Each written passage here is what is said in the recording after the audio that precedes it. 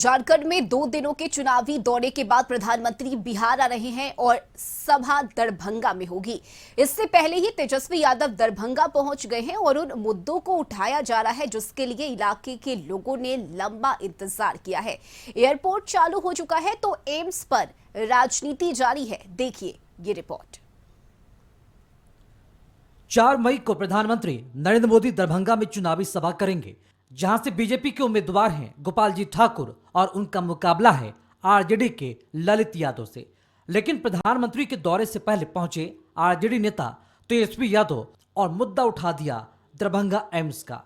बताया गया कि जब बिहार में महागठबंधन की सरकार थी और वे स्वास्थ्य मंत्री थे, तभी दरभंगा में एम्स के लिए जमीन दी गई और डीएमसीएच का विस्तार शुरू हुआ। इन लोगों का हालत खराब है। अकेले हम और मुकेश सहनी जी घूम रहे हैं महागठबंधन के पक्ष से, और उधर राजनाथ सिंह आ रहे हैं, कभी नड्डा जी आ रहे हैं, कभी अमित शाह जी आ रहे हैं, कभी प्रधानमंत्री आ रहे हैं, बार बार कूद कह रहे हैं। यानी इनके जो स्थानीय नेता हैं वो बेकार है। दरअसल दरभंगा में एम्स मिथिला के लोगों के लिए बड़ा मुद्दा रहा और काफी विवाद के बाद इसे हरी झंडी मिली। तेजस्वी अब इसका श्रेय लेने की कोशिश कर रहे हैं। बीजेपी इसे अपनी उपलब्धि बताती रही है। 4 मई को पीएम मोदी की सभा होगी। दरभंगा के राज मैदान में 2019 के चुनाव में बीजेपी के उम्मीदवार गोपाल जी ठाकुर ने 5,66,000 वोट हासिल किया था और राष्ट्रीय जनता दल के अब्दुल बारी सिद्दीकी को 2,67,000 वोट से हराया था, जिन्हें 3,18,000 वोट मिले थे। विपक्ष के अपने दावे हैं, लेकिन झारखंड और बिहार दौरे से पहले पश्चिम बंगाल की एक रैली में पीएम मोदी ने चुनाव में जीत का दावा कर दिया। साथ ही कांग्रेस को लेकर बड़ी भविष्यवाणी कर दी। साथियों, मीडिया के कई साथी एक्सपर्ट के साथ अब भी ये अनुमान लगा रहे हैं कि चुनाव कौन जीतेगा। अब ना किसी ओपिनियन पोल की जरूरत है, ना किसी एग्जिट पोल की जरूरत है। मैं उन्हें कब से बता रहा हूं, देश बता रहा है कि भाई रिजल्ट क्लियर है।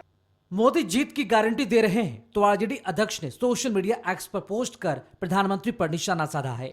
हिंदी के शब्दों की संख्या का जिक्र करते हुए लालू ने लिखा है कि चुनावी सभा में मोदी किन शब्दों का इस्तेमाल कर रहे हैं, जबकि जनता की समस्या से जुड़े मुद्दों की चर्चा ही नहीं हो रही। इससे पहले तेजस्वी यादव भी ऐसे मुद्दों को लेकर सवाल उठा चुके हैं। वहीं लालू के पोस्ट पर बीजेपी ने कहा कि चुनाव जीतने के लिए कई तरह के हथकंडे अपनाए जा रहे हैं, इससे कुछ नहीं होने वाला। नहीं बोल पाते, महंगाई का, गरीबी का ग नहीं बोल पा रहे हैं, बेरोजगारी का ब नहीं बोल पा रहे हैं। तो इस हिसाब से अगर आप देखिएगा तो उन्हीं के भाषण को हमने टेप पे सुनाया। अपने बेटे के शब्दों पर आपत्ति नहीं जताए हैं क्या? लालू जी का हर चीज़ उनके परिवार में ही दिखता है। लालू जी दूसरे के ऊपर उंगली उठाने के पहले उनको सोचना चाहिए कि वो सजा याफ्ता, कोर्ट के द्वारा घोषित मुजरिम हैं, अपराधी हैं, और अपराधी को दूसरे के ऊपर इस प्रकार का उंगली उठाना शोभा नहीं देता है। मिथिलांचल की सभी सीटों पर पिछली बार एनडीए की जीत हुई थी और एनडीए एक बार फिर 2019 का चुनाव परिणाम दोहराने की बात कह रहा है। तो इंडिया गठबंधन के नेता 400 के दावे पर तंज कस रहे हैं। देखिए, अनाप शनाप तो उनके जो सबसे बड़े चेहरे हैं आदरणीय प्रधानमंत्री जी बोल रहे हैं ना भाई, वो कभी मटन पर, कभी मछली पर, कभी मंगलसूत्र पर, कभी पाकिस्तान पर, कभी हिंदू पर, कभी मुस्लिम पर। तो जब आदरणीय प्रधानमंत्री जी घबराए हुए हैं, बेचैन हैं, 2 चरणों के चुनाव के बाद से तो 400 पार का नारा ही बंद कर दिया। पीएम ने बिहार में सभी 40 सीट जीतने का टारगेट दिया है। दरभंगा सीट पर मतदान 13 मई को है। इससे पहले पीएम एक बार फिर बिहार पहुंच रहे हैं। ब्यूरो रिपोर्ट, कशिश न्यूज।